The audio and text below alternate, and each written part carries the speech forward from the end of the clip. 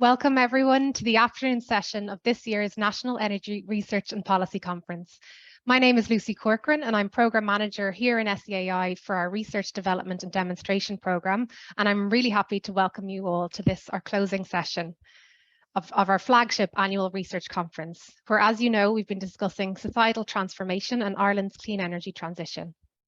So far today, we've heard many different presentations and discussions. We've set the scene. We've heard from leaders and experts across a variety of disciplines. We've heard from policymakers, civil society, and researchers. And our final session today will focus on what we can learn from others, from international research, for further insights towards Ireland's clean energy future. So a reminder to please continue to use the Q&A function to submit your questions at any stage. The session today will begin with 3 presentations and then we'll take questions after that. We'll pause for a short break before our final panel discussion and keynote presentation. So I'm now delighted to introduce our first presentation this afternoon from Professor Patrick Devine-Wright. This is a pre-recorded presentation and Professor Patrick Devine-Wright will talk to us about his research and his presentation, Placing People at the Heart of Ireland's Energy Revolution. Thank you, Patrick.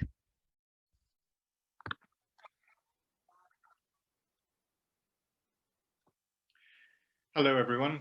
I'd like to introduce myself. My name is Patrick Devine-Wright, and I'm very pleased to give a short presentation as part of the 2022 SEAI National Research and Policy Conference.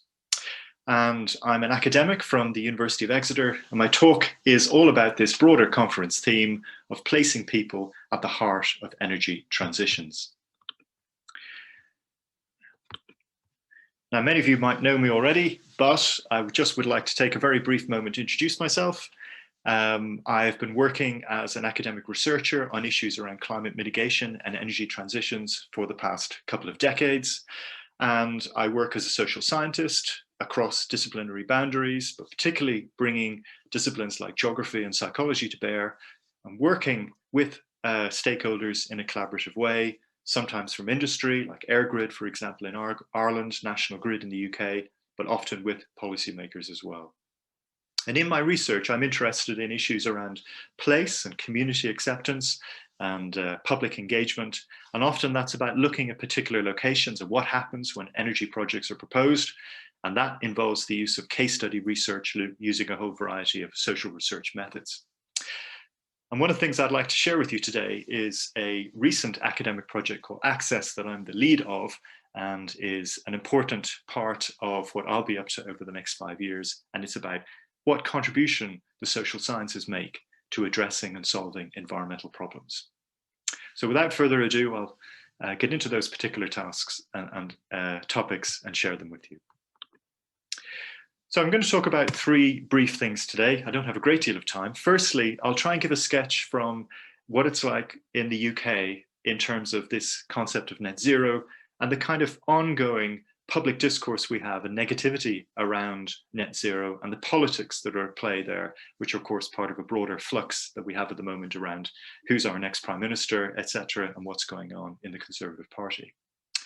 Secondly, I'm going to talk about a current project I have called IDRIC, which is about industrial decarbonisation. And it's a little bit of a step away from a lot of the research I've been doing over the past while, which has often been about rural spaces and landscapes and what happens when communities are confronted with proposals to build really big infrastructures like high voltage power lines or wind farms.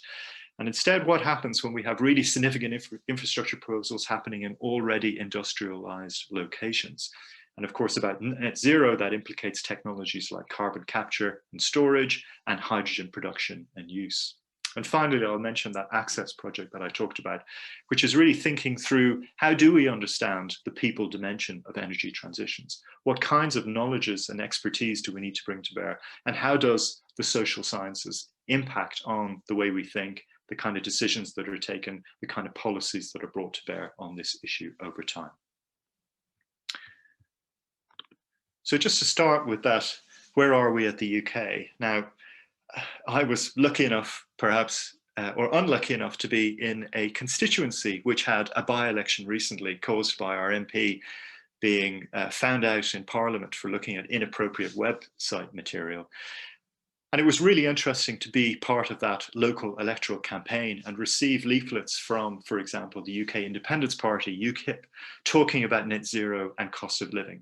So we have this strong public discourse in the UK now, which is incredibly negative around net zero, despite the fact that we have a legal obligation, parliamentary approval at least several years ago, and in many ways, globally leading legal targets and political consensus on that, at least heretofore. But that's really up for grabs now. That's really quite negative. And we see parties and sometimes prime ministerial candidates positioning themselves as being against net zero, or perhaps skeptical at the very minimum about the value of net zero. And that's because of the cost of living crisis that we're currently in. People are looking for causes, where to attribute blame. And unfortunately, net zero is becoming part of that fairly toxic discourse. So look out for that.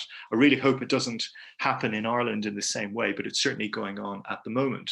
It's also happening at the same time as oil and gas operators are positioning themselves in light of those escalating energy prices. How are they going to act defensively to try and preserve their positive environmental image? So they're working on their public credentials, clouding themselves, like many people at the moment since Brexit, enfolding themselves in the national flag, adopting patriotic or nationalistic rhetoric, and talking about homegrown energy.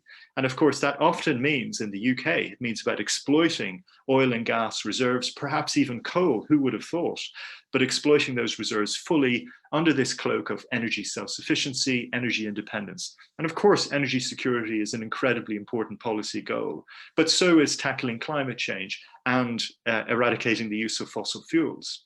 So I think one of the interesting things about discourse and politics in the UK at the moment is about what net zero really means and to what degree it implies a delayed commitment to mitigation and the ability to continue using fossil fuels, provided there is some kind of carbon capture, etc., technology being attached to that. And of course, there are lots of concerns about whether that's really viable at scale.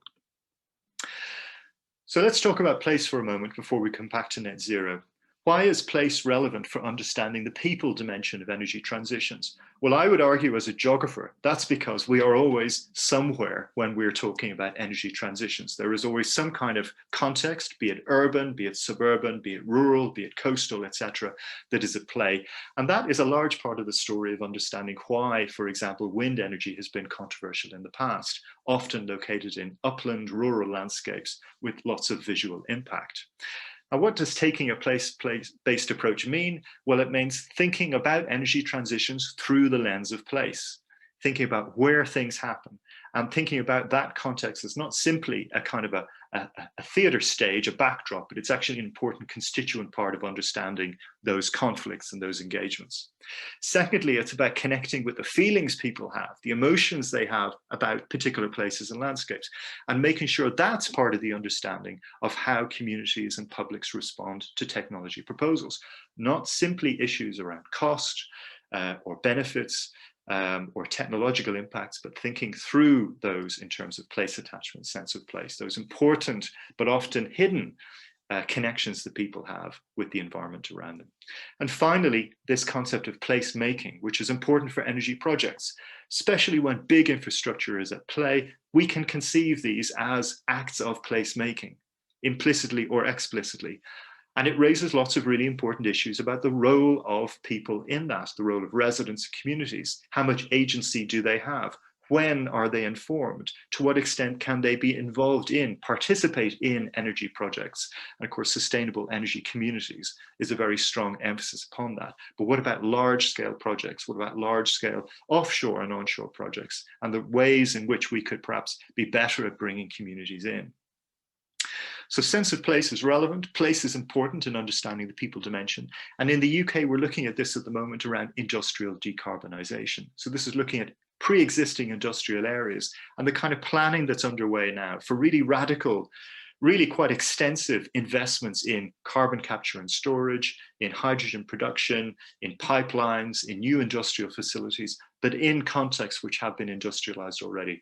And this raises lots and lots of really tricky questions about storage, about production, about distribution, and to what extent communities are involved in this, and have lessons been learned from previous waves of new technology deployment around energy transitions. And that's something that we're studying here at the University of Exeter and other universities to try and understand community responses, but also the stakeholders' perspectives on that and the degree to which the imaginaries, the way people think about communities and publics is really taken into account in an appropriate way and an early enough way, in a genuine enough way in considering those projects going forward. So that's a project that's recently started, and I'll be very happy to share findings on that in due course. And then I just wanted to finish by touching on this recent project I've begun to lead, which is called the Access Project. And it's about thinking about, well, how do we learn about what kind of sources of expertise do we need in order to formulate our policies and also to take our decisions as stakeholder organizations, be they commercial, industrial, or civil society organizations.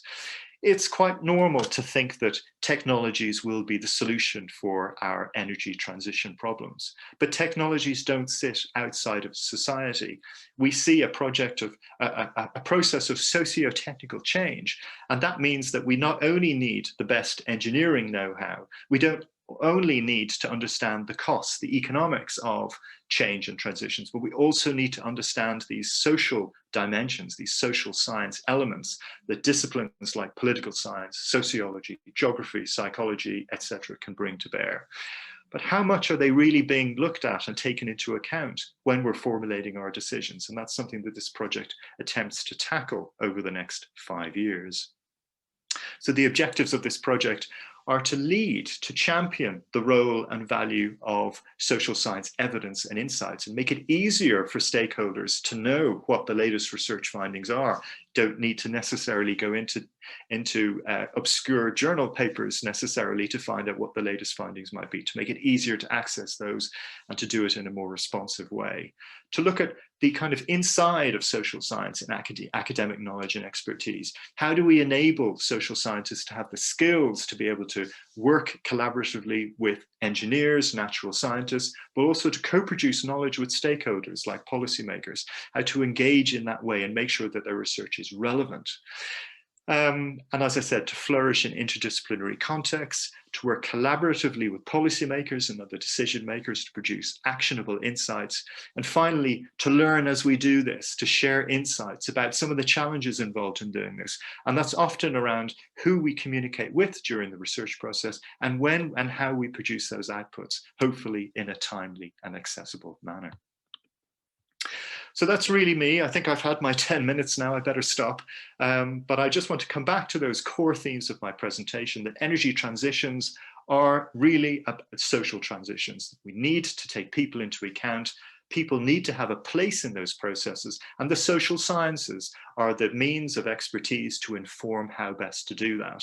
So we need to think about who we're listening to, what sources of information we are drawing upon, and ensure that the right kind of engagements and collaborations are taking place in order to make sure that the research of today is feeding into the decisions and policies of tomorrow. So I hope that's been informative and useful, and I look forward to hearing back from you. If anybody has any queries about that, I'm always happy to stay in touch and receive questions and queries on that. Thank you very much indeed. Thank you, Patrick, and a reminder to everyone to please do continue to send in your questions. We will share these with Professor Divine Wright later and aim to publish answers to questions at a later stage as well. And I'm delighted now to introduce our next speaker, Dr. Christina Dembski, with her presentation on public perceptions and attitudes towards the energy transition. Dr. Dembski is a reader in environmental psychology at the University of Bath, where she's also Deputy Director of the Centre for Climate Change and Social Transformations, CAST. So thank you, Christina.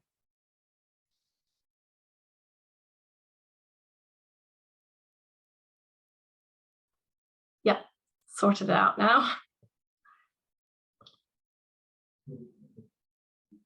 All right, thank you very much for that introduction, and always great to follow Patrick, who's already set out nicely the political context around net zero in the UK. Yes, as Lucy has said, I am a reader in psychology at the University of Bath, and I've done loads of research on public perceptions and attitudes towards the energy transition. And before I kind of go into a couple of sort of key findings that keep coming up over and over again from our research. I thought I'd give you a little bit of background where my research has sort of been or come from in the last 10 years. So perhaps most recently, but most significantly, I am Deputy Director of CAST. We've only been going for about 3 years, but we are focused on trying to understand how we as a society can live differently and better to achieve systemic, deep and rapid emission reductions. And because we're a social science-led centre, we kind of place people at the heart of those transformations. So we're really interested in people as agents of change.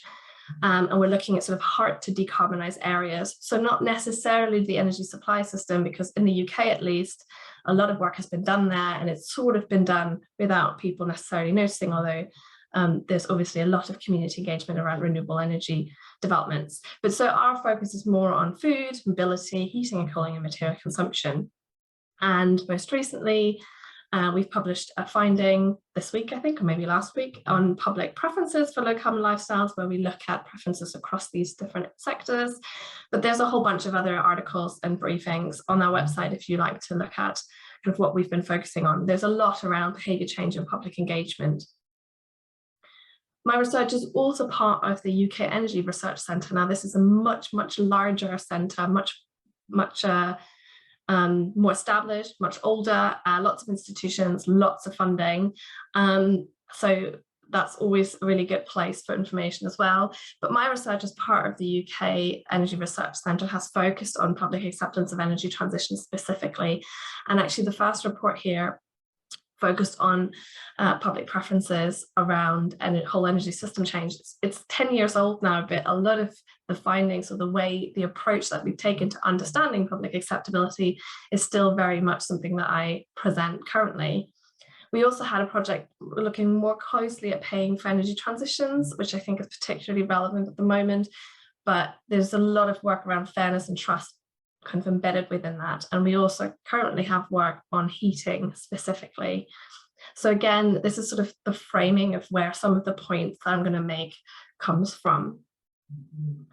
And I think I wanted to start with a very general point, which these points have been made. I've sort of been listening throughout the day, and there's been some really great examples of public engagement and approaches in Ireland, and I'm really impressed by all of this. So in a way, I'm kind of feeling maybe I'm preaching converted, and maybe, you know, we as academics or researchers kind of know these points. It's about getting them into sort of big kind of political and societal actors to get them to understand these points as well, and really create policies and resources to support some of this. But essentially, I'd like to reiterate that public engagement with climate and energy is really, really important in order to kind of achieve the carbon targets that we have set ourselves, either at national or European levels. And that's, you know, and these kinds of social transformations really need to involve people, because people are at the heart of those changes. And it's really important to have early and meaningful public engagement. And when I talk about public engagement, I mean both in terms of delivery. So this might be what some people conceptualize as behavior change, getting people to actually make changes or do things, get involved. But also in decision making. So giving people or enabling people to be involved in decision making around how we're going to meet, for example, a net zero target. There are lots of rationales for these types of engagement, but academically, we would say if you want to develop technologies, interventions, communications or policies or different ways of engaging people or connecting with people, you've got to take account of what's important to them, their values, and also how they experience things, you know, how they live their everyday lives. Secondly, engagement can foster legitimacy, trust, and a sense of collective action. And I've heard those points mentioned before today. In theory, then all of this should lead to strong social mandate for action, for example, for a government or a local authority or some other societal actor, and also support for some of the really radical changes that do need to happen, and then ultimately successful delivery. So a lot of my approach has tried to understand the preferences that people have for different ways of meeting targets, like energy transitions or net zero carbon targets. And I'm just going to outline sort of the approach that we've taken towards that research.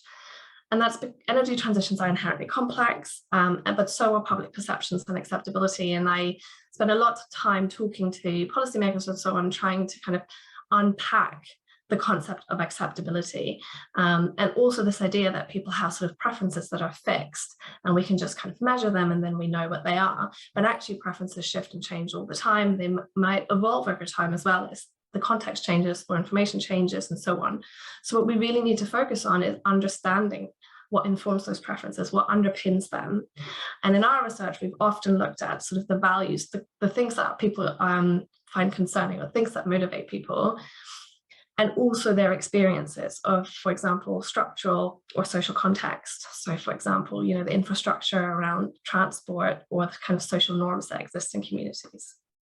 And it's really important to focus on more these sort of underlying values and people's experiences, particularly when we're talking about topics that are complex, that have low salience, that might be really new and people haven't fully formed preferences yet, to understand or anticipate how those preferences might fall out in different contexts for different groups or at different time points. So understanding how a preference is formulated by kind of connecting up kind of new information that people might receive with their existing values and experiences. And I can give you lots of examples from my research, but I'm just going to focus on one because we just published this research that focused on heating. And we did deliberative workshops with members of the public in the UK. We talked about lots of different things about meeting net zero carbon targets. And one of them was around heat pumps and hydrogen boilers. And what we found is that kind of very quickly hydrogen boilers are evaluated positively because they can sound a lot like gas boilers, which is what majority in the UK use to heat their homes. And it kind of, they have positive associations with that way of heating their homes. Whereas heat pumps are very different. They are also commercially available already. So there are kind of negative experiences seeping through, which doesn't exist for hydrogen boilers and so on. So trying to understand how people, so kind of we develop an understanding of how people use their existing experiences to inform what their preferences is for new technologies that they might not have encountered before. The other point I wanted to make, I feel like I can't really talk about public attitudes towards energy transitions without talking about justice, beliefs, and values. And again, they come out in lots of different ways, but one of the most important concepts that, again, other people have talked about today already are distributive justice and procedural justice. So who bears the cost of transitions, who benefits, but also is there transparency in decision making? Do I have a voice in decision making? Do I feel like my concerns are getting heard? And again, just one example, in some research that we did looking at the acceptance of costs associated with low carbon energy policies, we actually surprisingly find that people's personal financial circumstances didn't seem to predict people's acceptance of costs, but their fairness and justice beliefs were predictive. And we also did some focus groups to kind of follow up some of those findings. And certainly in the UK, we found that distrust in energy companies was particularly high, and it explained some of these distributive and procedural justice concerns that were driving people's acceptance or not acceptance of cost.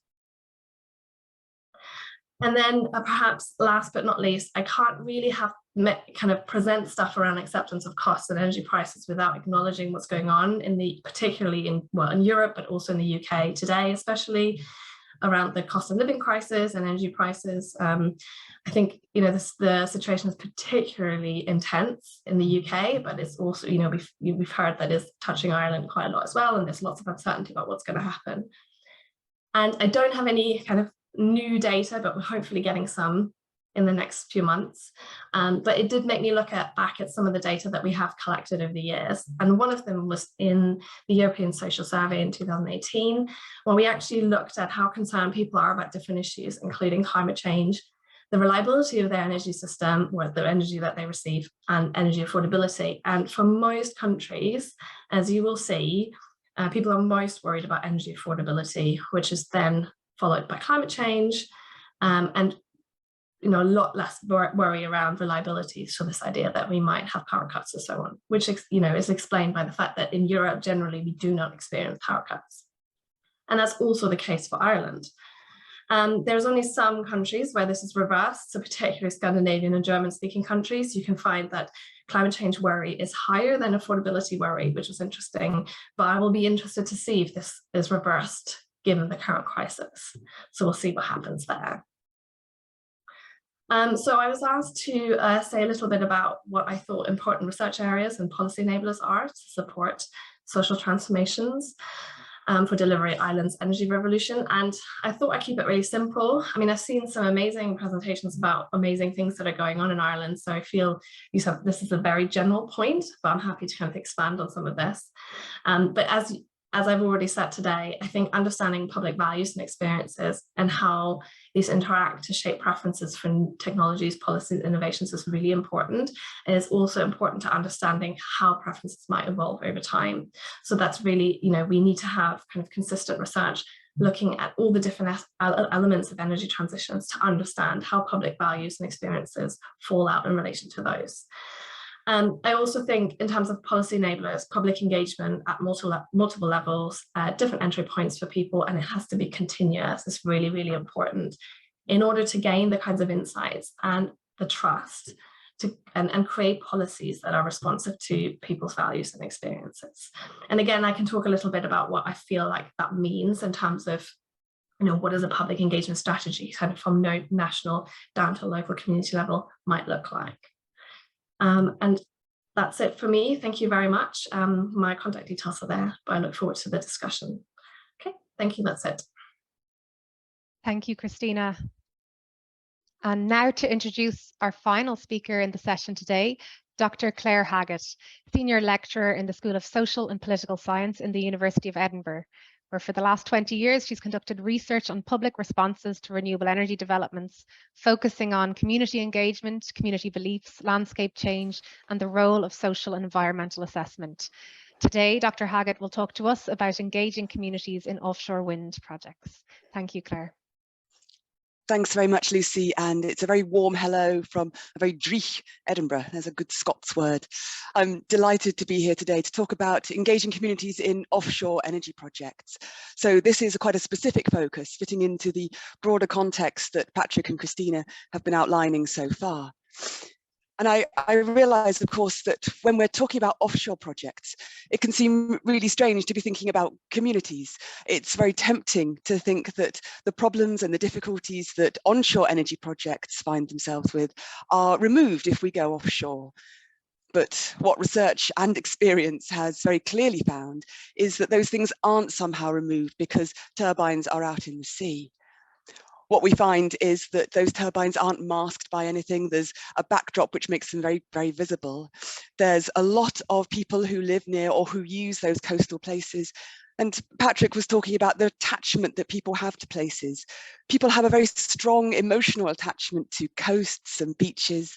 That might be because of happy childhood holidays or because of these places being seen as important for leisure, recreation, and being preserved for nature.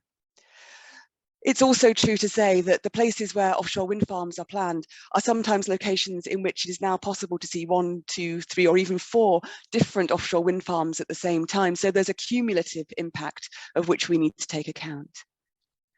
And even if these projects are a very long way offshore, then there's still likely to be an onshore infrastructure, which we have to understand. So there'll be a substation, there'll be cabling, and there'll be nearby communities to that onshore infrastructure. So we do need to take account of communities when we're thinking about projects that are offshore, and we need to be thinking about working alongside those communities. Christina's been rightly talking about energy justice, and it's the right thing to do to try and engage with communities who will be nearby to these projects. And that's if we're going to try and achieve mutually beneficial outcomes, better projects that benefit those communities. What we also know is that trying to force things upon communities actually just makes things worse. I know it's very tempting to think we face such enormous problems with trying to tackle climate change, achieve net zero, get these projects up and running. Let's just get them out there in the water. But research has very clearly found that if communities feel that something is being imposed upon them, then that hardens or even creates new opposition. And we know that developments done badly affect development more generally. So communities don't tend to distinguish between developers. They don't distinguish between different types of project. A project done badly spreads bad news about that sort of technology in general. But conversely, the good news is that a project done well has the opportunity to spread good news about the sorts of benefits that projects like this can bring. And involving local people in decision making presents a really fantastic opportunity to harness really rich and valuable local knowledge and to create a better, more appropriate project. So we're thinking about trying to engage communities in offshore energy as part of a just transition, something with which I'm sure many of you are familiar. It's a big policy initiative here in Scotland for the Scottish Government. I know it is in Ireland as well. And what that means is trying to work alongside communities, trying to achieve better outcomes for everyone. And there are three aspects to that which I'll use to structure the rest of this presentation. As Christina's mentioned, first of these is about recognizing those communities that might be affected. Secondly, about trying to make sure there's procedural justice, fair and open and transparent processes in which people are given a voice. And the third part of that is trying to distribute the costs and benefits that come from moving towards clean energy as fairly as possible. So I'm going to talk about how these three things might apply to communities and offshore energy. Firstly, then, thinking about how we might recognize those communities, how we might identify, how we might find the relevant communities for offshore projects. And it might not always be straightforward finding a relevant community for an onshore project. Moving offshore, of course, makes that much more difficult. But it can be done, it has been done. And we've developed a piece of research here on how to do that, how to find those communities for offshore projects. And we think there's an important relationship between the impact that a project might bring, the benefit that it might be able to bring, and how that community is therefore defined. So, for example, if the impact from an offshore project is seen as being very positive, it might well be that the benefit is seen as being something terrific coming from harnessing a nation's natural resources. And therefore, the community might be a very wide one. We might be thinking about a whole county, a whole region, about trying to spread that benefit that comes from this great national natural resource. Alternatively, we might be thinking about the particular hosting that takes place, perhaps from a community who are near to a substation or a cable route. We might be thinking about impact as a disamenity that that particular community therefore experiences. We might think about benefit in terms of corporate social responsibility and being a good neighbour to that community. And we might therefore define that community much more narrowly, a much more specific local geographical definition of the relevant community. And there are examples of defining communities in this way around the UK at the moment. So, for example, the community for the Hornsea and Race Bank wind farms is very broad indeed. The community for the Greater Gabbard offshore wind farm is a very small community just around the site of the onshore substation.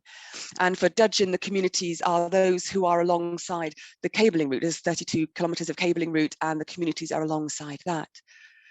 So there are different ways of defining community, but this understanding of the relationship between impact, benefit and community that we developed has been taken forward and is, for example, being used to understand the relevant communities for the offshore wind farms planned off the eastern seaboard of the US.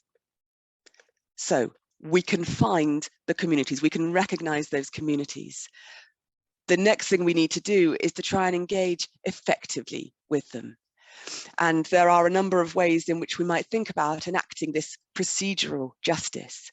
It's important to make sure that the decisions haven't already been made before any engagement is started. It's important that engagement is early and it's ongoing. It's part of a series of events. It's not just a one-off.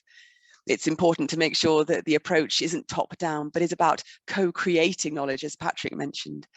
It's important to try and make sure that access is widely available. It's not just the usual suspects who are enabled to participate, with methods that are inclusive as possible. And what also matters is trying to give feedback to people about what's happened to the responses that they've given? Have they just disappeared into the ether, or are they actually being used? And I have an example of this. So this is the onshore substation for the offshore wind farm, the Triton Knoll offshore wind farm. And the ethos of the consultation there was to try and get the community involved to have an impact where they could. And on the basis of community responses, the location and size of the substation was changed. And I know that it might not always be possible to make changes on the basis of community responses, but if that is the case, then it's vital to communicate that back to the community as part of those ongoing processes of engagement and consultation. So we can find the community, we need to engage with them effectively. The third thing we need to do is think about distributing fairly the costs and the benefits that come from the move to clean energy. And that's because there is very often a very powerful perception of the disparity between the great national and international benefits that come from clean energy and the immediate and tangible and concrete disbenefits that may be experienced locally. And when we're talking about a just transition and we're talking about sharing the benefits of climate action widely, this is from the Scottish Government, that's what we're thinking about, trying to make sure that the costs and the benefits are distributed widely. The benefits don't just disappear off into the ether, that they are experienced by those communities who are involved in these projects. But I think it's very tempting to think that sharing the benefits widely means buying support, and it absolutely doesn't. It is very often assumed that communities can be bought, that benefits to communities will somehow buy their acceptance, and research is absolutely clear that this is not the case. This is not what will happen, because this presumes that there's somehow a price that can be put on landscape change, that people will weigh up what they might lose with monetary payments, and that's absolutely not what happens. Research is very, very clear that benefits are only appropriate when they are part of wider processes of fair and open and transparent engagement and consultation. And it's the fair process that matters. Christina was talking about how vital the perceptions of fairness and justice are. And this is absolutely what we find in terms of community benefits, that fair process is what matters. And if we're thinking about trying to distribute benefits to communities, well, that will come as part of processes of fairness, processes that are open, that are seen to be transparent. So benefits aren't something that can just be given to a community. They emerge from these sorts of transparent and fair engagement processes. And we did a piece of research for the Scottish Government looking at what those sorts of benefits might be. And there's a very wide range of benefits that, that are possible. And what we find is that one size will not fit all. So which benefits are appropriate in a particular community will depend on the scale and the size of the project. It will depend on the particular location, the particular issues that are relevant there. So it's very much not the case that one size fits all. Patrick was talking about some of the differences in communities, and that's absolutely what we find. But there will be something which is appropriate and meaningful for a particular location in which a project is planned. So last minute or so, where do we go from here? If we're thinking about trying to engage communities for offshore energy projects, if it's the right thing to do, if it's the ethical, the moral, and also the pragmatic thing to do to engage with communities, what can we learn from 2 decades of academic research from around the world in about half a minute now? What can we learn? Well, I think there's 3 lessons. There's 3 things that we can take forward.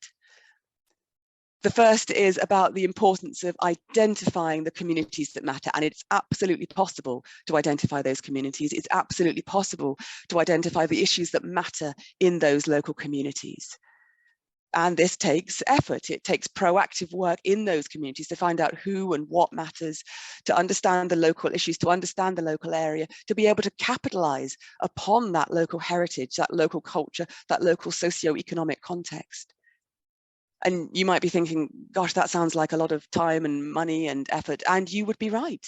It is a lot of time and money and effort.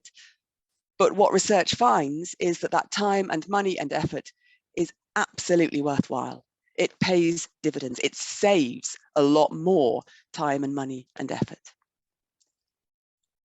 The second lesson we have moving forward is about this absolutely vital process of open and continuous engagement, which of course has been something which has been discussed today.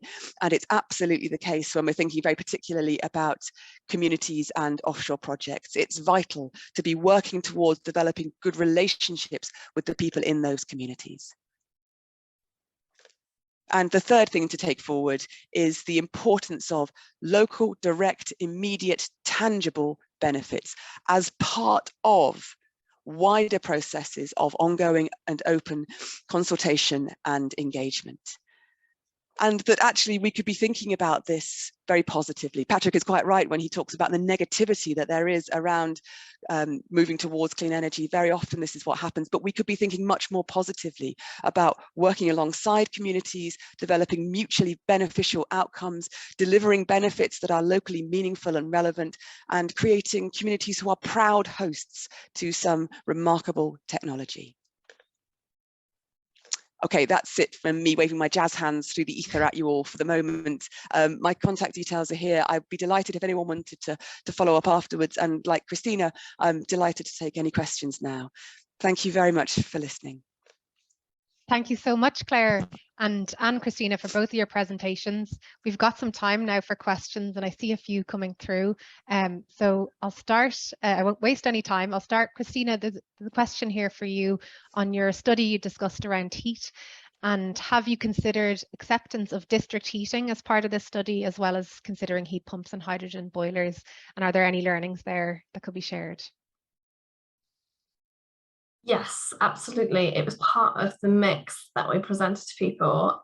It's not a particular in-depth study of district heating. I think the literature on this in the UK certainly suggests that there is not a lot of experience with district heating, and they tend to have, if people even know about them, tend to have a negative reputation because of this idea that, you know, for a while now, people have been engaged just as consumers, really. I mean, being a good consumer is switching energy supplier, which is all a moot point at the moment anyway. But if you engage people as consumers and then you put them in this district heating system where they no longer can act like that, and people feel locked into a price where they don't have a lot of trust in the running of the district heating system.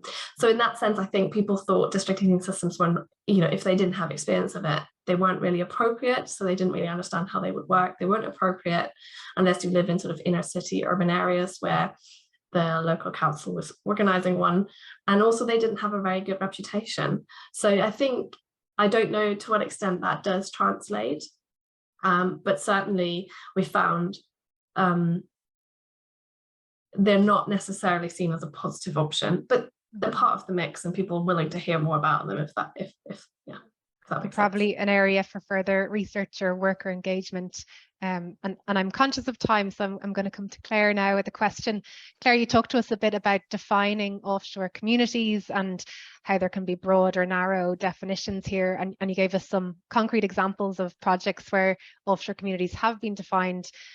I wonder what the experience has been here in defining these and who's involved. Is community engagement a part of this definition process, and what kind of experience you could share with us on that?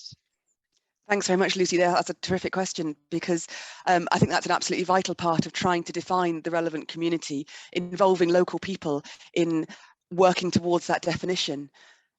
So, for example, I can talk about some research that I did for the Aberdeen offshore wind farm. So it's a small wind farm, but very close to the coast of Aberdeen. It's a very famous wind farm because former President Trump took against it because it spoilt the view from his golf course. So it's a notorious wind farm, shall we say. A lot of international attention on it. And to try and define the relevant community, we did a series of consultation exercises, talking to people, talking to local people, talking to people in particular communities who are along that coastline, talking to key local stakeholders, a range of different local stakeholders. And local people they had a lot to say about who should be included and also who shouldn't be included, who they felt wasn't really eligible as part of a community. And the definition of community that we developed for that wind farm was a very small localized community around the substation, which is just to the north of Aberdeen. So these are people who were experiencing a lot of disruption and who have a very large facility that dwarfs the size of the village. So giving some understanding of the fact that they were hosting that technology, but then also thinking about a broader definition of community, and the whole of the county of Aberdeenshire is included as the community. And that enables the people who are hosting to receive some sort of benefit. But it also enables people who live and use the coastline in a broader area to be able to benefit. And it means that there is sufficient community capacity to be able to apply for the funds and to be able to use the funds productively. And it's very often about a balance between trying to spread the funds over a wide area, not spread any funds too widely so that impact from them can't be appreciated, having a big enough area that there are sufficient projects that are worthy of funding. So there's lots of different elements to thinking about how wide a community benefit fund should be distributed, so how big a community should be. And those issues will vary from different locations. But one way to determine that absolutely is to involve the local community in deciding who should count and who is part of their particular understanding of that community. Thank you, Claire. And I see there's lots of questions coming in here, but I'm keeping an eye on time and I want to make sure we do have time for a break. But a reminder that Dr. Christina Dembski will be joining the panel discussion later again, so we'll have time for further questions there, and we'll share all questions with our speakers and aim to get responses at a later stage. So final thank you to all presenters in this session, to Patrick, to Christina and to Claire for sharing their insights this afternoon. We've plenty more to come later, so we're taking a short break now. Our next session will be chaired by Jim Shear, Head of Data and Insights at SEAI. We'll return here at 2:50 p.m. And we'll hear from our afternoon keynote speaker, Jessie Sheehan of Youth Voice, and then we'll move to our closing panel discussion, and you won't want to miss this session. So please do come back and join us here at 2:50.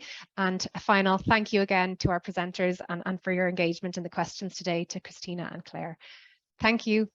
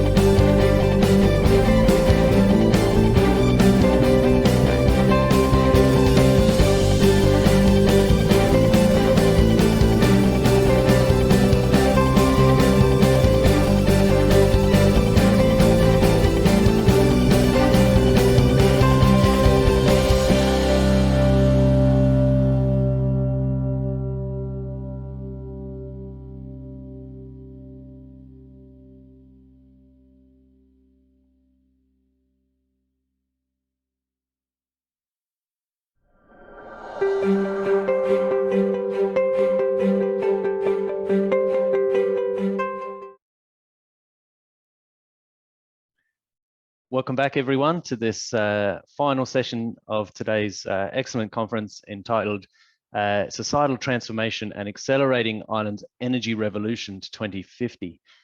My name is Jim Shear. I'm Head of Data and Insights at the Sustainable Energy Authority of Ireland, and I'm so glad you could join us.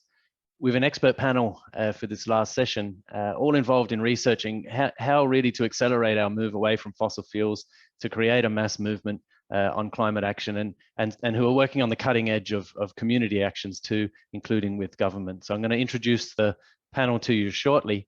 But before I do that, I'm very glad to be able to pass the floor to Jessie Sheehan, a climate activist representing younger generations here at our conference today.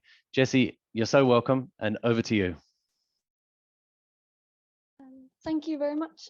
So first of all, thank you. By being here at this event, you are showing that you care and you are trying, so thank you. The climate crisis affects us all, and I know that this work is not easy. It is full of disappointments, but there is still a lot more work to be done. I was asked to bring a youth voice to this conference, but when I started writing this speech, my one voice didn't feel like it was near enough. So I asked a large group of young people to fill in an online form and to let me know what they would like the policymakers and researchers to hear.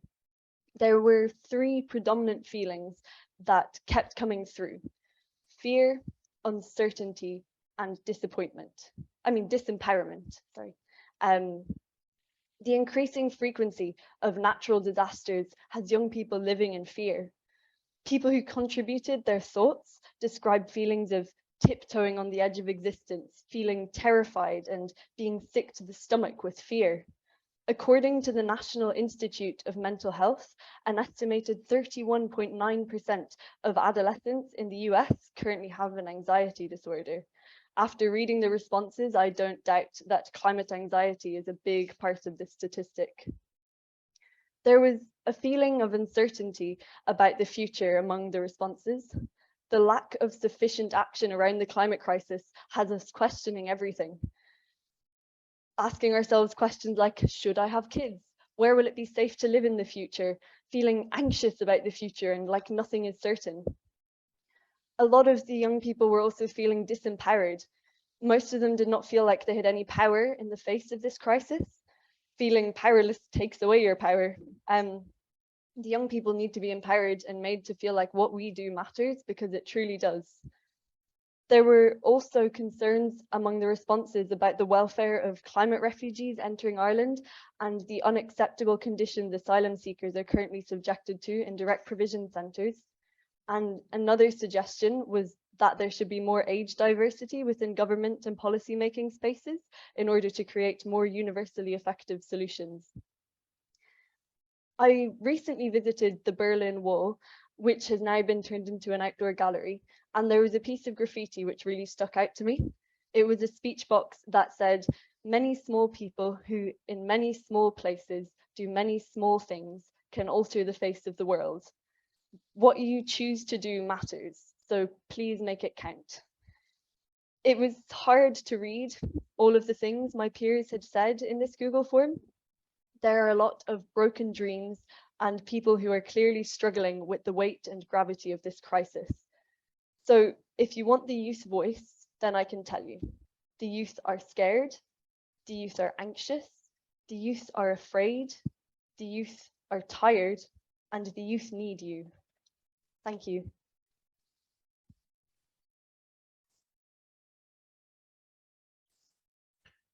So Jessie, just to start with, a huge thanks for that contribution and really for connecting us to the feelings and the desires of younger generations, and giving us a sense of what you're facing from where you are in the context of this climate emergency. We're going to start our discussion in this session today by reflecting on your call to action. And before we do that, I want to introduce the panel that we have here to discuss these issues today. So we have Dr. Christina Dembski. She's a reader in environmental psychology, University of Bath. We heard from Christina's excellent presentation in the last session. With Ruth Buggy, program manager with Sustainable Energy Communities in SEAI, and we heard from Ruth this morning, working with communities for the last 17 years. And a new face for everyone online this afternoon, Dr. Gertje Schutemer, Associate Professor in Consumer Behavior and Technology Adoption at UCD. We haven't heard from Gertje today, so I'm just going to give Gertje a chance to introduce herself before throwing a question to the panel. Thanks again, Jessie, and over to you, Gertje. Thanks very much, Jim.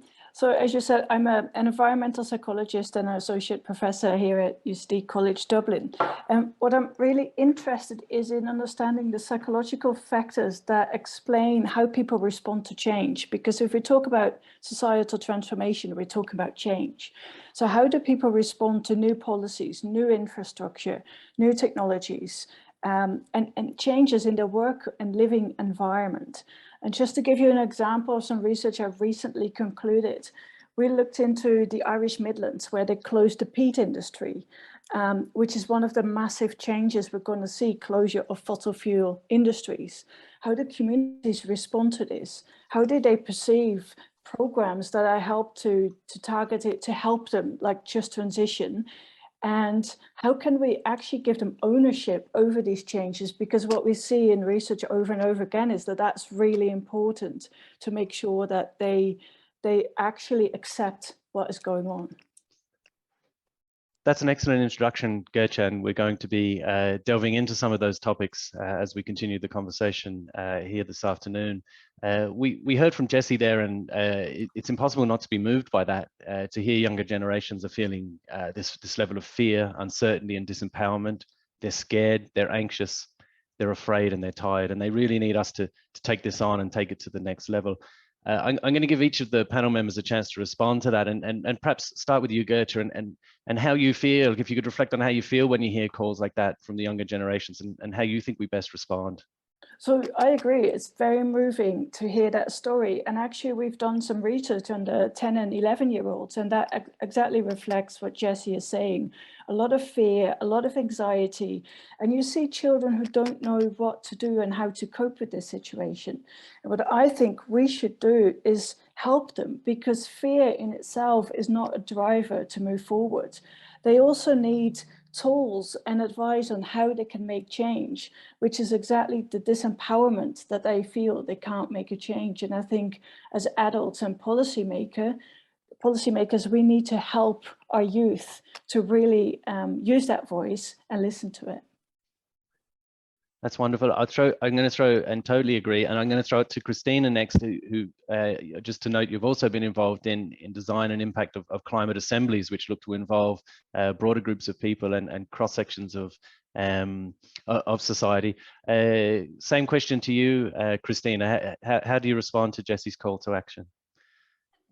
I think hearing sort of voices up front and center is probably something we should do beyond just a research conference.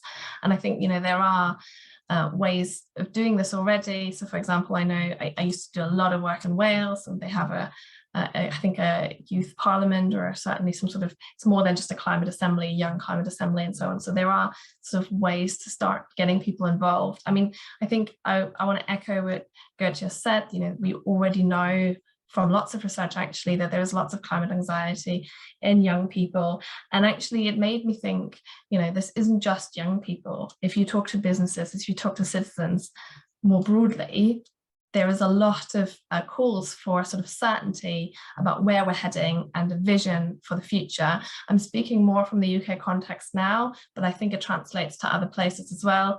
You know, we're looking for leadership, but we also have to find a way to enable people to have decision-making that's inclusive. How do you know, create leadership and vision and give people a voice while not completely removing responsibility from big societal actors like government? So I think that's a really critical question that's really important to provide young people and other people within society with sort of this collective agency that they need to feel empowered, that what they're doing makes sense in relation to what the big players are doing as well. Thanks, Christina. And Ruth, you too, you've been working with communities for 17 years. You're on the coalface working with them and involving as many people across communities as you can. What did you hear in what Jessie said, and how much you reflect on it yourself? It was great to hear Jessie, and I really appreciate it. I think what we heard was the challenge that's facing there and the amount of decisions. But I think Jessie captured the interconnectedness and interdependence we have globally that we possibly haven't considered when we work at a national level in the same way, that they can, that age cohort can see that the impacts of climate refugees is going to be much more impactful on them and create much more challenges. And the range of choices to solve these problems gets narrower and narrower and narrower. So what's left for them to choose when they feel empowered, it'll be too late or there'll be too few for them to choose from. So what I see when I go out to communities, I'm always so overwhelmed by the ambition and the enthusiasm and the willingness to take it on. And quite often what gets reflected back, certainly in the earlier stages of some of my programs, was a lot of retired people were taking action for their grandchildren. That's what was prompting them. They themselves didn't expect to experience climate change, but they knew people coming after them would, and that was what they really want to take action for. So I think we can make those links really well across our programs, but we certainly need to listen an awful lot more and involve those that will be left with less decisions with the decisions we make now to make sure we leave as much as we can on the table. Mm-hmm. A message of solidarity in what you said there, Ruth, and also coming through on the chat, I see at least one message of someone from a different generation talking about, you know, really feeling what Jessie said, and that garnering some level of solidarity with how Jessie sees things and a motivation then to act. So we want to explore that then. Obviously, that it's a very, very strong call to action from the youth around the world, and Jessie just put it so well, and that she connected with her friends to you know, her you know, compatriots there to come up with something that was representative of her group of peers was very powerful. Gertje, I'm going to ask you the next question. You're an environmental psychologist researching the psychological processes that underpin behavioral change. And I want to start with a high-level question in the context of the work you're involved in around what understanding those processes can tell us about how we move society towards the mass action that we need on the climate emergency. So what we need, if we're talking about societal transformation, is that people go along with change. And this needs to be forceful change, I think, because we're running out of time. So the measures are going to get more and more coercive, which means it's going to be more and more difficult for people to accept these changes unless they also believe it's very important that this will happen. So one way or the other, we have to understand what motivates people to accept these changes and change their behavior. And I think far too often we think this is simple. In a way, we change the price and people will move along with the price. But if changing people's behavior was easy, we would have solved that problem a long time ago. So I think we need to move away very often from simplistic solutions, trying changing people's behavior, acceptance levels, etc., but look much more deeper into their real motivations, what drives them in terms of values, how does trust relate to their acceptance behavior, so much more deeper psychological factors than simply superficial factors that is still often used. Yeah, part of what you said there, it suggests that it, you know, in line with the science, is going to get tougher. It's already very tough for a lot of people. Those in countries that haven't been impacted as hard yet are probably the lucky ones. We're probably amongst those here in Ireland to a large extent. And it's going to get tougher. Do you think telling people it's going to get tougher works, or you seem to that could be a scary thing for people, you know, and is making it tough, or you know, reading article after article about the disasters that are going on? Does that work, or you know, it sounds like we need to go deeper than that? I agree, because I think people know, if you listen to Jessie, everyone is already afraid. Even the younger generations have this fear and uncertainty. There's not much point in telling people it's going to get worse. I think they know. So what we need to do is tell people how they can act. What can they do to mitigate change, to accept transformation? Instead of telling them it's getting worse, we need to give them tools how to act, cognitively cope with situations instead of increasing their fear. So there's a real move to the action here, and I'm reminded of an EPA study recently, Climate Change in the Irish Mind, which illustrated this intention action gap in a way that a high proportion of people are aware now, and but a smaller proportion of people, even if the percentages look good at 50 or 60%, have done something about it. So you know, sort of 50 or 40% of people haven't done anything yet. So engaging with those that aren't already engaged. Christina, can you reflect on this intention action gap? Is there anything in your research that talks about how we might change the way we communicate or interact with people that could contribute to closing this gap? You know, given that maybe we're all aware and engaged, we're all aware of it, but not necessarily acting. Well, definitely not acting in at the scale we need to. Yeah, I mean, a couple of thoughts. I mean, it's behavior change and societal transformation is an incredibly complex topic, theoretically and practically, I think. But I think in terms of the sort of the gap that you're talking about, to some extent, one solution won't fit all in terms of communities and groups, but also in terms of areas. So for example, in CAST, we look at different areas that have been hard to decarbonize, like food, mobility, heating, and material consumption. And for some of these areas, some of the barriers for change are really very structural. You know, people cannot take trains that are not affordable and that are just not there. Whereas, you know, food choices, people, you know, there are alternatives, and to some extent they might be affordable. So, you know, the way that people have ability to just make changes will vary, and so the interventions that are required will vary as well. And also we will require interventions that are not simplistic. We require approaches that aren't just information provision or communication, or even just sort of engagement. We need regulation, we need sort of support that's sort of, you know, financial, as well as sort of, you know, training and skills and all of those things. So, you know, I've talked before, I think maybe this was in our pre-meeting about heating. You know, if we want lots of heat pumps, we need to make sure the installers are there, have the training, the skills to do this. So there's not that much point in telling people to get heat pumps if there's not the infrastructure to allow them to do that. So I think, you know, we have to think really smartly about how the theory about behavior change and how change might happen applies to different areas in the climate change sphere. Mm-hmm. It really sounds to me like you're emphasizing that, you know, we've got a group of people who have an awareness and maybe even some intention to act, and that there's a big long list of policies and measures and regulations, things that the government now needs to have in place, and that's happening here in Ireland. I can see that growing in order to empower them to act. Gertje, can I throw the same sort of question to you around this intention action gap, and could you reflect on it? Is there anything in your research that suggests how we can close it? You know, I know we need the policies and the supports, but how about the communication? How about getting people engaged with those supports? Is there something I fully agree with Christina. You need to support people to close this gap, because you can have an intention, but if you don't see how to get to that action, it's going to be very difficult. And in addition to what Christina mentioned, you might think about, especially, so for example, if you look at the Irish Midlands, empowering people there means that you give them a chance to actually be part of the process. So in this case, very often the decision was made how they're going to move forward without informing communities, without informing the workers. The unions were not informed, or they felt they were engaged too late. So have communities be part of the process, because they also want to have a say about their future.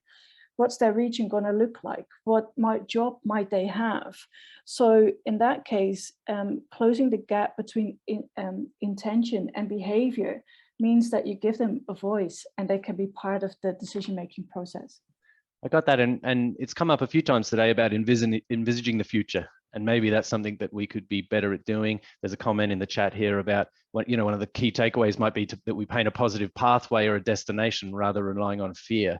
How would you respond to that, Gertje? I totally agree, because I think it's very important that people actually design their own future. And if policymakers do that, or industry, it looks very different from what communities would choose. And even if communities don't agree, and they don't often, they will have a say. And having a say is sometimes more important than the actual outcome. That's what research also tells us. That's an excellent answer. And it's, I think it's come up a few times today about that engagement and you know, how we can better do that. Ruth, you've been working with communities for the last 17 years. We've about 700 sustainable energy communities now operating in Ireland. I think there's something like 30,000 people in those. Correct me if those numbers are wrong, but could you tell us a little bit about what they're up to and what you see is motivating them to join the cause as community groups? Sure, Jim. I think what we've seen as we look at the motivation and the reasons and the interest that communities have when they join up to the network, they have a choice of kind of 6 different core areas that they might express so that we can kind of group them together and link them with other communities. We've seen a doubling of the number of interest areas they came. So they used to come with 2 interest groups and now they're coming through with 4. And they're around renewable energy, energy efficiency, building a low carbon society, sustainable transport, eliminating energy poverty. So it's fascinating to see how those topic areas have evolved over the last 6 or 7 years. What I think works really well for the communities when they get to that stage is we support them in developing a local community charter. And it's just about setting that vision and for them to come together and set their own vision. So I think the destination is the same for all, but what it looks like to different groups is very different. And the ways of getting there are very different, and that we don't become prescriptive. So the charter has a vision and it says how they will do it, how they'll work together, what they're committing to, and then they sign up to it. So it's a very simple document, but it helps bring the community together in that way over what they hope to achieve. And then at least everything they do after that can be brought back and sense checked. Does this reflect what our charter was about? And it can be changed and it can evolve and all that. So it's very flexible, but it's useful in setting that vision. And I think that process works really well, which is a broad framework, but very flexible. And I think when we're asking people to do things, the action that we're asking them to do should always be the easiest choice. It's when we start putting barriers in the way of that choice, it becomes more difficult. And I think people, when they're making these choices, they have limited opportunities to make an impact. And if they make the wrong choice early on, they lose an awful lot of confidence and they disengage from the process. So I think we have a really important role to make sure that when they're empowered, as Jessie called for, they're empowered to make a decision, but that decision is the right one for them. So an EV is not the right decision for everyone. A heat pump mightn't suit every single household or lifestyle. What is the right combination of measures within a limited amount of financial and economic support that somebody can do? And are we sure that we're giving them that right, I suppose, vision for them as well? So that sounds like working with the willing and almost laying a pathway that they can walk, that they're willing to walk and want to walk. How can communities, or have you seen any communities sort of engage with people who weren't engaged before, or how can these communities cause some kind of multiplier effect? Have you observed anything in this interaction with these? Yeah, some of our earlier and most enduring communities had come together out of, say, anti-fracking groups or anti-wind development in their area. So they were, I suppose, they achieved cohesion through a common enemy, and then were able to convert that into a different type of story. And we were able to support that. But I think one of the more interesting examples was a grant program that was trying to be delivered, and they were trying to recruit participants, and it was a local authority, and all of the other projects had struggled to get people to participate in the pilot. And this particular person went in and said, 12 houses are getting in. That is it. If you don't sign up tonight, nothing else. And they had like 20 applications in the first half hour. And it was just that thing of making, it was described far better earlier on, that I think Dara did it around the exclusivity approach, that if they didn't opt in. And I think we had a former CEO who used to describe Ireland as a place where everyone wanted to join the queue second. We really wanted to be there, but we didn't want to be the first one. So I think balancing those two aspects out have been very interesting as communities have identified different ways of kind of tackling that challenge. So it's great to be able to share those stories between communities so that they can take those wins. But what might work in one area may not work in another area. So I think we have to be very careful about that sense of place as well, understanding that and knowing how it might work. Lots of acknowledgement and acceptance and meeting people where they're at, and in what you're saying there. We heard from Mike Ryan from the World Health Organization this morning, and among many interesting points, he suggested that we need to do more about meeting people where they're at. And I got a sense that there's a lot of people who aren't engaged yet have a lot of issues they're dealing with, be it heating, eating, housing, not directly climate issues on the face of it. But if we were to support them on those, we could create some space within their own realm of thinking and possibility to join in on solving the climate emergency, and in a way helping them with those broader societal issues is a climate one, because it potentially gets them on board. Does that strike a chord with what you're seeing, Ruth? And I'm going to throw that to the other guests then after you've made a comment. Hugely. I think we have often talked about, we understand that the actions we're asking people to take is purely from a climate perspective, whereas quite often it can be the way they achieve another ambition. There was a Danish example a number of years ago about a community that were very remote, and they were a fishing port, and that's the only industry they had. And they required bigger boats to go further out to get fish, and their port wasn't going to be able to do that. So they looked at opportunities, and they actually put 3 wind turbines on their beach. And they would go around and have picnics around this wind turbine because this had actually given them the income to build a deep water port that ensured the longevity of their area. So I think seeing how it can be the vehicle for something else, I think is really important too. In and itself may not be enough of a return for some people, but certainly if we can address their immediate concerns, we can free up some space for them to be able to look at the longer term solutions as well. So we definitely see it, and it's amazing to watch that ingenuity happen. Really memorable story there about the turbines on the beach and the port, and I think that the importance of storytelling in action there, Ruth. Thanks. Christina, the same question to you. Meeting people where they're at, hearing their concerns, whether it be climate or otherwise, and then somehow segueing to climate, or, I mean, what do you hear in this? Well, I think so from our perspective, you know, our research is very much premised also around understanding and harnessing the co-benefits of climate action. And, you know, that can be around poverty, physical and mental health, it could be around security. There's lots of things, and you might call them people values, that can be addressed, co-benefits associated with climate action. And that might also be really important for actually motivating action. I think the other point that I've sort of been writing down while people have been talking is that, you know, there are people who are not engaged, and not necessarily from a motivational perspective, but just because their lives, they have so many other things going on. It's very, you know, our lives are complex, and just kind of asking them to think through what they're doing and making changes is a lot. We've got to make certain changes easy for people, but we also got to think about how best to kind of create interventions or policies. So for example, some of our researchers in class have been looking at moments of change, this idea when habits are naturally broken, to then give people the right support and information to create new habits. So for example, if you're having a child, you might change your life. If you're moving house, you have to create new ways of getting to work and so on. So it's kind of using all of that information, you know, the kind of understanding when to make changes, harnessing co-benefits to really make it easy and smooth, if that makes sense. Excellent. Thank you so much. And Gertrude, I'm going to throw to you for reflection too on this issue. What's coming to mind for you? So one thing I think Ruth is touching on really well is this idea of place technology fit.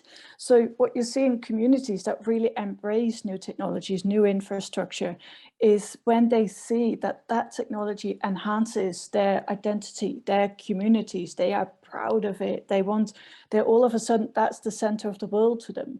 So what we need to think about when we place new technology is, does it fit in that place? Does it fit with that community? And do people feel that? Because that means that they will actually want it there. And I think, and I know not all technology fits in every place, because, you know, wind is at a certain place and sun is, but we still need to think about, does every technology fit in its place, and how does that resonate with communities? That's great, and let's talk a little bit about technologies. There's a question here. It was targeted at Ruth. We might answer it in a more general sense. Are there any community projects looking at geothermal heat projects, medium or large scale? We've talked about district heating and heat pumps being new technologies. Gertrude, what do you see in your research about you know, new technology adoption and how people react when they might say, well, you will no longer have a gas boiler in future, you'll be on a district heating network, or you'll have a heat pump. You know, how do we go about best communicating? What do we need to be wary of? What do you see? So what you see, also what you see in theory, it really depends on how many people have that technology already in use. So you always have people respond really enthusiastically, really keen on those new technologies, want to try everything out. You call them, you know, early adopters and innovators. But there's also always a group of people that want them to test it first. They want someone else to get the problematics out of the way with the specific technologies.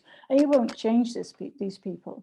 So I think what you need with new technologies is potentially subsidize them in the beginning so that a certain group will adopt them. And then you create a critical mass of people who might want to adopt them in the future. Excellent. Ruth, you gave us the example of the turbines on the beach. Have you anything specific around geothermal or other examples of where you've seen a community engage with a new technology where it went well or it went badly, or what have you seen at the conference? There's a couple of them. So there is a group of dairy farmers down in Kerry who recently launched their energy master plan. and they were looking at heat extraction from the dairy process. And whilst they were using it to preheat the water for the dairy, in some cases there was examples where that heat could actually be used to heat the home if it was designed correctly. So that idea of heat extraction in that process was being used beyond what it could possibly have been conceived of before.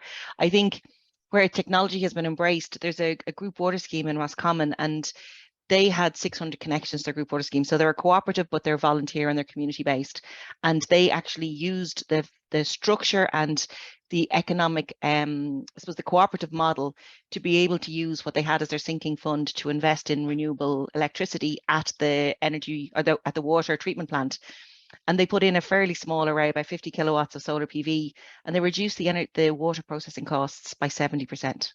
So the benefit was able to return entirely to the co-op, and they've now gone and applied to be a res scale electricity project because they have land, they have ownership, they have legal structures, they have confidence, and they're empowered to make changes because they've been running the scheme for so long. So they're a really exciting example of that. From the geothermal question, there is some research going on with the Aran Islands. I believe there's a European, I think it's GeoFit might be the name of it. It's going on out there. So there's some work happening in that space, but less so at a kind of community level. But I suppose the mini district from the dairy to the house, and looking at that and how you do your energy balance within the entire use of the site is important. Another great example, and there seem to be a lot of examples, like really brilliant examples, and something about bringing those to a wider audience I'll ask about in a minute. Christine, I want to give you a chance to reflect on the technology aspect. I know you've looked at heat pumps and other technologies.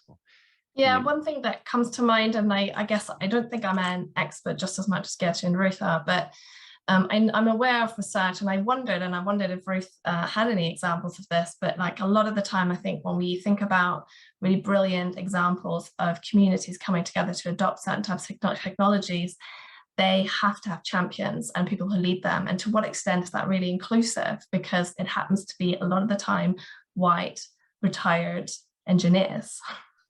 Because they have the time, they have the resources, because sometimes there needs to be money, they have the know-how and the confidence to organize this and get through all the legal paperwork and whatnot. So I wondered if there was any reflection on that, if I'm allowed to ask a question. But also, one thing that's come up recently when we talked to Scotland about their heat and building strategy and the public engagement strategy around that is a lot around trust and early adopters, and this idea that Gertrude was talking about, that there are people who are willing to adopt technology, but then there's people who want to sit back. And actually that's a really critical moment, because if the early adopters end up putting a lot of negative experience out there, distrust arises very quickly, and then it kind of stalls. So there are ways of thinking about how to do that and how to ensure that there's trust. There are lots of examples and ideas thrown around about having a dedicated team that the early adopters can go to, so issues are fixed within 1 or 2 days, so these kind of negative experiences don't get out there, and basically make the technology adoption stop at the early adopter stage. And that's really important for heat pumps in Scotland at the moment, because that's essentially what they're going to do, and they have to do in the next 10 years. So yeah, it made me reflect on that a little bit, but lots of good stuff going on, I think, in the space. Thanks, Christine. I'm glad you asked another question. So I'm going to throw it straight to Gertrude there. You've looked at social norms. How do we turn these energized niches, but who are really coming to the surface and starting this movement, these champions, into mass action? What do you think? Yeah, so excellent question. I think you absolutely agree. You need these leaders, and they actually drive a lot of innovation and a lot of change. So I would like to keep them there and get on with their job. I think what we might do is actually help these, what we call block leaders, help them to explain to other people who have the interest in taking up a project like this, help them how to do it. Because very often people have either the know-how or the time or something, but they're missing something. They could miss some intelligence, they could miss the motivation. So whatever is missing, we need to target potential block leaders to help communities, because it's known that that's a really effective way of driving innovation. Fantastic. So the research is showing that block leaders, champions, they're also important. To stick with you, Gertrude, what's missing in the research around this area? What should we be looking at in more detail? Do you think that we're not as focused on as we could be at the moment? difficult question. So I think Christina's going in the right direction. You might think about early adopters and innovators. Now, I'm not too worried about them. They will actually adopt no matter what technology is out there, no matter what subsidies are out there, no matter how much we facilitate them. But how do you get it to the next stage? How do you get a critical mass to adopt these technologies? And in a way, what we very often do is only provide information and we tell them this is necessary, you need to do it. But I think there's much more clever ways of how you might present new technologies. And one thing is, for example, I did some research on electric vehicles. What we know is that particularly people who feel that they're very pro-environmental, very engaged in environmental action, they're much more likely to take up an electric vehicle also in early stages. So we need to think about characteristics of people and how might we sort of target them if we want to have them adopt more often technologies. And is it possible to disaggregate a community or a society into different groups? What type of groupings would you be looking for in that sense? So I wouldn't necessarily look at socio-demographics. I would much more look into motivations or values. So what do they find important? What's driving them? What's actually making them go to work on that day? That might also be the same thing that will get them to adopt a technology. Excellent. Ruth, what could you say about the motivations? You've watched the sustainable energy communities grow from 0 to 700. So some things have happened along the way there where and I understand the growth rate has increased over time as people have started talking. So what do you see has made the difference there? What caused the acceleration It's really people's interest and their ambition is growing all the time. They're seeing it as a way to achieve, I suppose, tidy towns is a movement here that's been very successful, and it's a way of them, I suppose, making more impactful changes at a tidy towns level. I had to laugh when Christina talked about the retired engineer, because that would have probably described most of the first 100 communities that we would have had. And it was shocking to walk into a room and see the same kind of profile all the time. And then it changed. So we did certainly have an older, more male balanced community kind of leader champion come in. And it did definitely change after that. But what we ended up with was a much more diverse group. And we certainly saw, like, one of the groups that we got were a family resource center. And they came up with an idea themselves around how they could support families with energy bills. And this was a number of years ago. And I think it's something we're going to have to certainly look back into. And they called it Watt Watchers. So like Weight Watchers, people just brought their bill every month instead of getting on a scale, and they saw how many watts they had used, and they understood what things they could change each month to change those watts. They didn't have to know what a watt was. They just knew the number had to change. And I thought it was a really good way of not taking a technical solution, just taking a social idea and making it very accessible. I think because of the way we've grown the SEC network and the fact that we have mentors available in every county, the model of that mentor structure was designed to try and encourage people who had led successful communities to become mentors. So we were able to structure they themselves could mentor other communities. So we took that kind of technical knowledge and put it into peer-to-peer. So I think that made things an awful lot easier and much more accessible to people. It wasn't suits from Dublin coming down and telling you what to do. It was another community who had succeeded, who had technical knowledge, but not necessarily just technical knowledge. I think that worked quite well for us in that model, Jim. Excellent. Thanks so much, Ruth, for that answer. We heard from Darren McCoy, SEAI's lead on behavioural science earlier today, about field trials and the work that SEAI is doing in this area. And he gave an example about a campaign to promote heat pumps in homes that were already technically suitable for the heat pump. They could get rid of their oil boiler and put one in, and the home could make it work. It would work in that context. And they're homes that we urgently need to address. But the results of writing to them and telling them about the grant were on one level really disheartening, and the study traced only an increase of 3 applications from thousands of letters to people. So on the one hand, disheartening, but I'd like to ask the researchers, also instructive in some way. What can we learn from those kind of results about what's missing in how we're doing this? The policy is there, the money's there, we're telling them it's there, they're ready to go, but it didn't happen.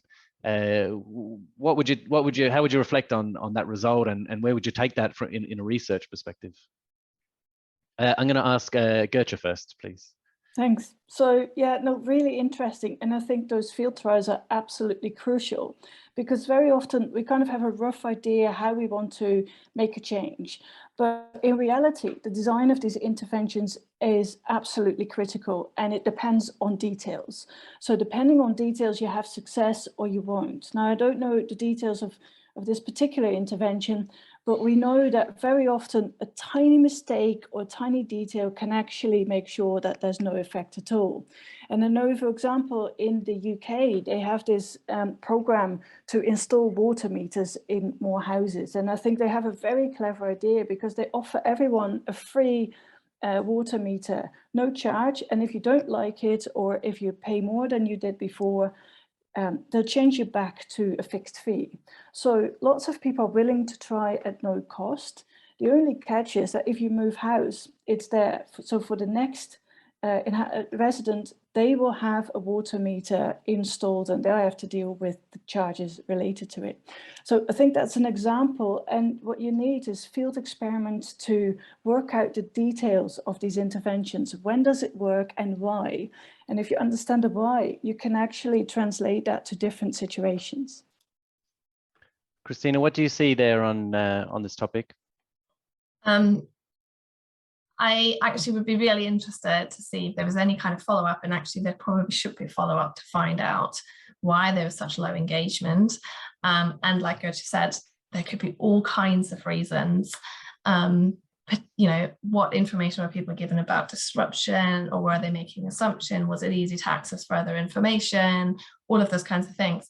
One other thing that I often think about, and from the presentations I've seen, I feel like Ireland is doing a really good job, but I actually don't know to what extent we are talking to each other and we all agree with what needs to happen, and whether if you go up into the political sphere and that some of this changes. And certainly that's the case in the UK. You know, I am a big supporter of having a proper public engagement campaign. And by that, I mean, you know, big comms, creating the narrative, creating the vision, so people understand that when they get contacted around things like heat pumps, where it fits into the broader vision, the broader scheme that is being led by government and other societal actors. And it gives them confidence that if they're going to engage in something, you know, it's fair because other people are also doing their thing, and government actors or other business organizations are doing their part as well.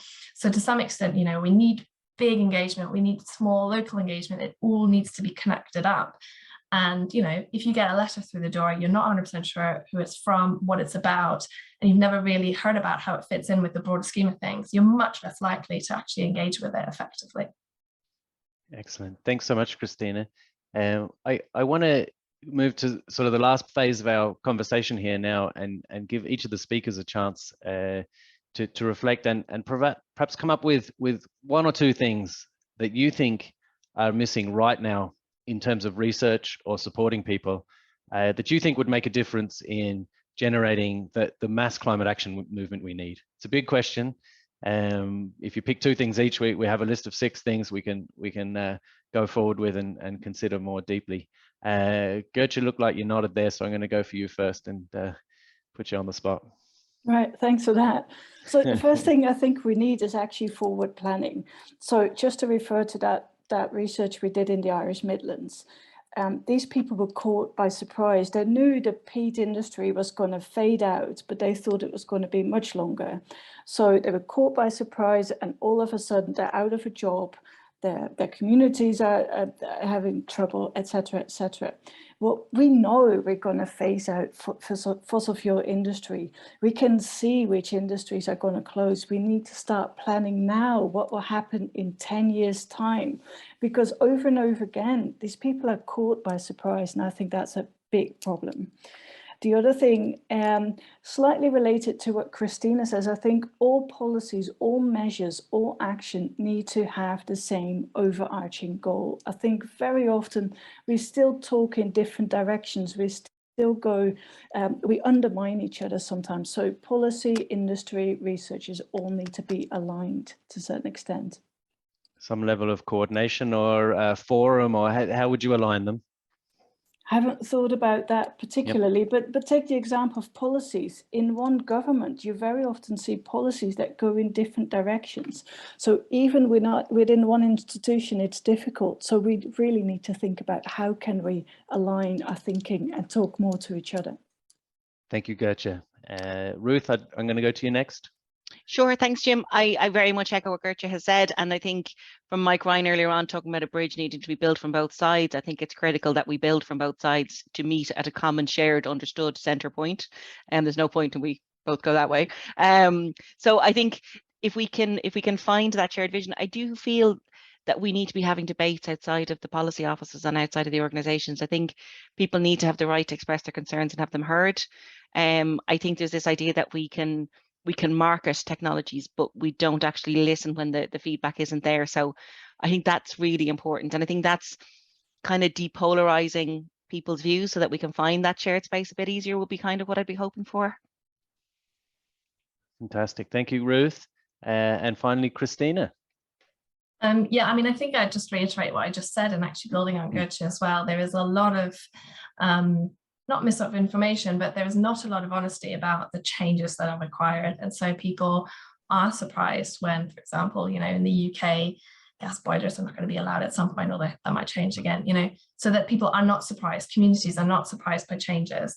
So we need open, honest dialogue on this, and we need it at different scales, at different levels in communities around the country, but also at a national level.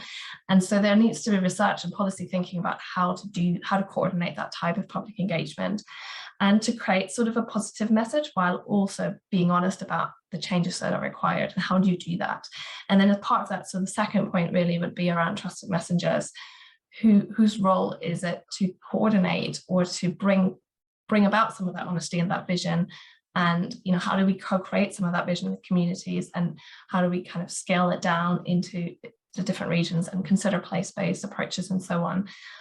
So yeah, one is how do we create that vision, that leadership, that dialogue, and also who are the trusted messengers. Fantastic.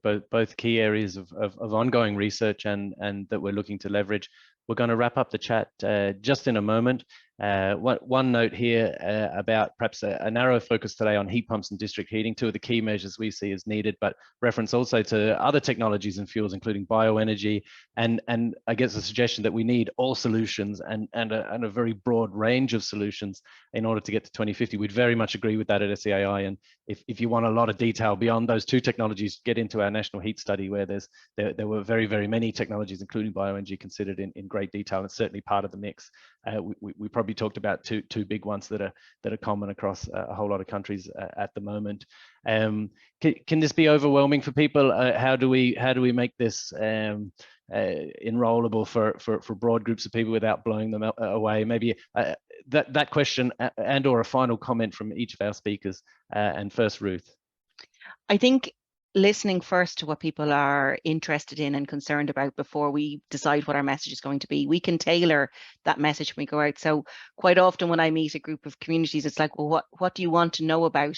And I'll go as far as I feel the appetite exists. You don't go, this is our option, this is the terminal choice. Here, it's how far can we go in that space? And working with them, we've gone out and worked with communities who were offered supports and they weren't the supports they wanted.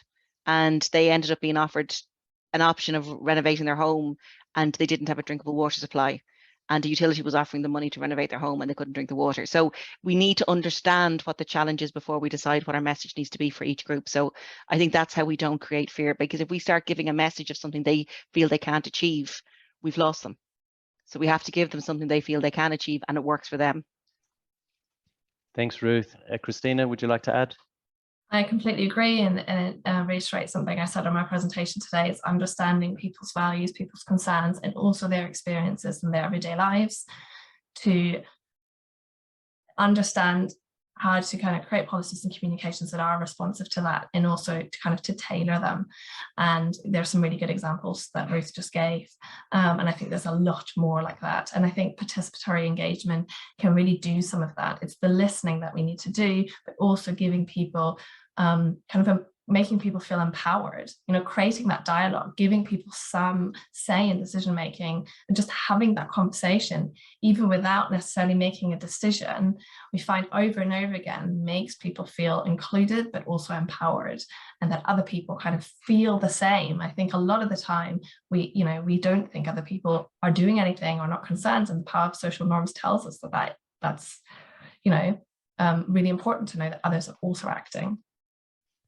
Thanks so much, Christina. Yeah, so much in the listening to each other that we need to keep practicing. And finally to Gertje. So I think if I get the last word, what's really important and to resonate what Ruth and Christina said is the social aspect. But in addition to that, what I think we need is also what they call a human-centered approach. So we need to have the societal aspects, communication, etc. in place, but at the same time, the technology needs to be right as well, fit with the place, fit with the people. The economics need to be in place. People need to be able to afford the change. People need to be supported occasionally. So we need to look at different areas of this problem, have the infrastructure, have the technology, have the economics and the social aspects all in order. Otherwise, we'll never get transformation. Fantastic point to end on. Thank you, Gertje. Thank you, Christina, and thank you, Ruth. Everyone on the call, please engage with their work. You'll find them all online and to continue the conversation. I'd like to thank everyone who joined us for this final session, and a big thanks to Jessie Sheehan, our youth representation, who kicked off the session.